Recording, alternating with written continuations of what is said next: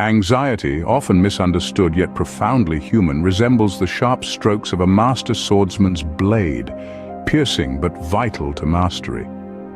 This complex emotion with its dual nature can be a paradox. It's akin to a two-edged sword, one side sharp with the potential to incapacitate, while the other edge can motivate and propel us forward. Imagine standing at the edge of a cliff, the wind howling around you. That feeling of dread, that's anxiety. But in that same moment, there's an exhilarating sense of aliveness. That's anxiety too. It's a powerful storm within us, capable of bringing both destruction and creation. Anxiety can become an invisible prison, holding individuals captive in their own thoughts, hindering them from living fully. But what if we could harness this power, like a swordsman wields his blade? Within the turmoil of anxiety lie hidden moments of clarity and motivation. Initially perceived as debilitating, anxiety holds individuals captive in their own thoughts, hindering them from living fully. However, within this overwhelming emotion lie moments of clarity and motivation. Miyamoto Musashi, renowned in Japan's history, grappled with anxiety, using its energy to refine his skills and deepen his insights. As a young samurai, Musashi was no stranger to the tumultuous waves of uncertainty and fear. Born into a world of conflict and duty, the weight of expectations pressed heavily upon his shoulders. Yet it was within this crucible of anxiety that Musashi began to forge his path. Early on, he learned that anxiety, much like the sword he wielded, had two edges. One edge could cut him, hindering his growth. The other, if wielded correctly, could carve out a path towards self-improvement and mastery. He chose to embrace the latter. Each encounter with anxiety was a duel, a challenge to overcome. He saw each bout of anxiety not as a roadblock but as a stepping stone, pushing him further along his path. His early encounters with anxiety amidst life's complexities laid the foundation for his introspective journey. Rather than being hindered by anxiety, Musashi saw it as an opportunity for growth. This was a man who recognized the dual edges of anxiety, the debilitating fear and the motivating force. Just as a samurai uses a sharp blade to perfect his skills, Musashi wielded his anxiety in a similar manner. He didn't shy away from the discomfort. Instead, he leaned into it, allowing the wave of unease to wash over him, to shape him. He saw it not as an enemy, but as a sparring partner, pushing him to strengthen his resolve, to better his technique, to deepen his understanding of himself and his world. Anxiety for Musashi was a call to action, a signal that there was a challenge to overcome, a mountain to climb, a duel to be won. It was a whisper in his ear, a nudge in his side, a reminder that there was always room for improvement. It was not paralyzing fear, but invigorating energy that whispered of new challenges. His relationship with anxiety propelled him towards continuous growth and evolution. Like a seasoned chess player, Miyamoto Musashi saw the battlefield of life as a game of strategy. His anxiety, rather than a hindrance, became a catalyst for meticulous preparation. Each duel was not merely a clash of swords, but a clash of minds. Musashi understood this well. He knew the importance of strategic preparation, of anticipating each move, each possible outcome, and it was his anxiety, that constant whisper of uncertainty, which drove him to prepare with such intensity. Anxiety pushed Musashi to study his opponents, to understand their strengths, their weaknesses. It urged him to train harder, to sharpen not just his sword, but his mind.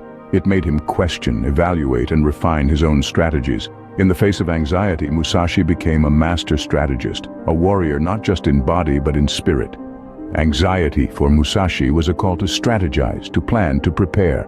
His unique two-sword style was a physical manifestation of his internal struggle with anxiety. As Musashi navigated his journey, his anxiety took form in his unique approach to combat. This was not a commonplace style. It was a technique that emerged from a place of deep introspection and struggle, a reflection of his internal battle. In the hands of Musashi, the two swords were more than just weapons. They symbolized his dual encounters with anxiety. One as a formidable adversary, the other as a motivating ally. Each encounter, each duel, each victory, and each defeat mirrored in his dance with the two swords, became an opportunity for growth, a chance to refine his technique. The development of this two-sword style was not just about mastering combat.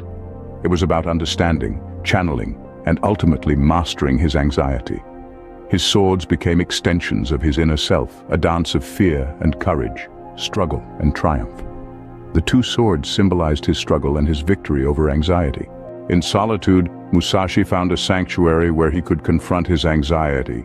There, away from the clamor of the world, he was able to listen to the whispers of his own mind. It was a place of quiet, where the echo of his thoughts resonated, unveiling layers of his anxiety that he had yet to understand. These periods of solitude were not escapes, but rather profound encounters with his inner self. They were moments of introspection and reflection, where he delved into the depths of his fears and anxieties. It was through these solitary reflections that Musashi was able to see his anxiety not as a foe to be defeated, but as a part of himself to be understood. In the silence of his solitude, he found the courage to face his anxiety, to understand its roots and harness its energy.